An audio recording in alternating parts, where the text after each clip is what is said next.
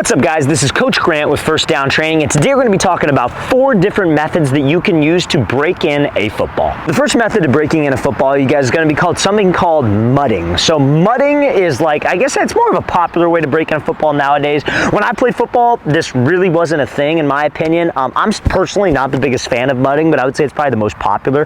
But there are all kinds of companies that you guys can find on Google, on Instagram, on TikTok, probably even on YouTube, where if you just search in like a breaking in a football company or football game prep, what they essentially do is they get this special type of mud. They, I guess you could say, put the mud on the football, they let the football dry, and it gives it a little bit more grip. When you're getting a ball, especially like a Wilson right out of the box, it could be like really bright orange, like really tough to grip. It's slipping, it's sticking to your hand.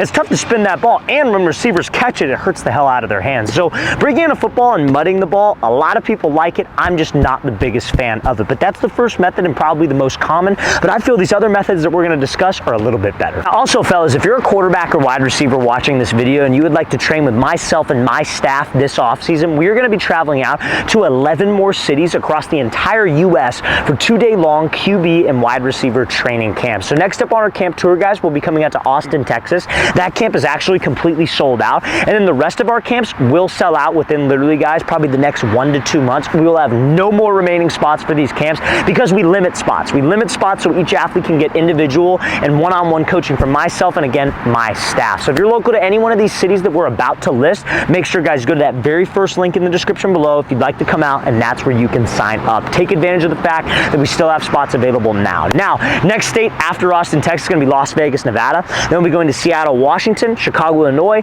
Birmingham, Alabama, Newark, New Jersey, Houston, Texas, Boston, Massachusetts, Columbus, Ohio, Boise, Idaho, and then last but not least, Los Angeles, California. So, guys, again, very first link in that description below if you'd like to sign up. Now, the next way to break in a football, you guys, is going to be using like a Wilson wax kit or a Wilson like tack bar, if you will. So obviously, I think you could buy it. There's some like there might be like a package option on Wilson.com where you buy like a Wilson GST or Wilson Omega, whatever football you want to use. But there's like a tack bar. Now, I don't think Nike offers this. So if you use a Nike football or a team issue football, I think you would have to buy it separate from Wilson. But essentially, it's a bar where you could rub it on the ball, and then it'll come with a brush, and you could brush off the dirt on the ball and brush off the excess wax on the ball, and that gives it kind of like a more like sticky type feel and a better grip to the ball.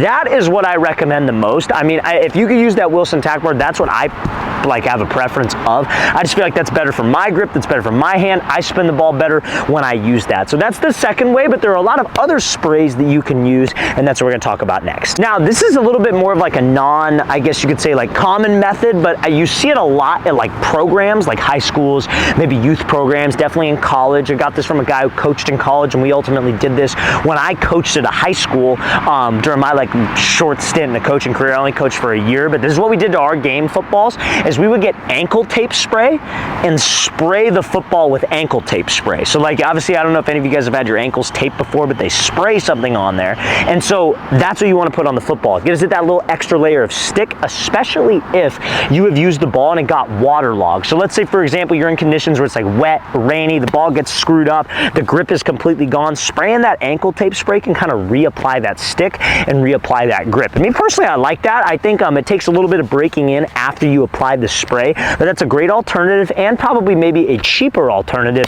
to some of the other options out there. Now, the last thing that we're going to talk about, you guys, probably the cheapest way to break in a football, and this is if you're not into the mud, you're not into the spray, you don't want to do the tack bar. Honestly, guys, come out to a field.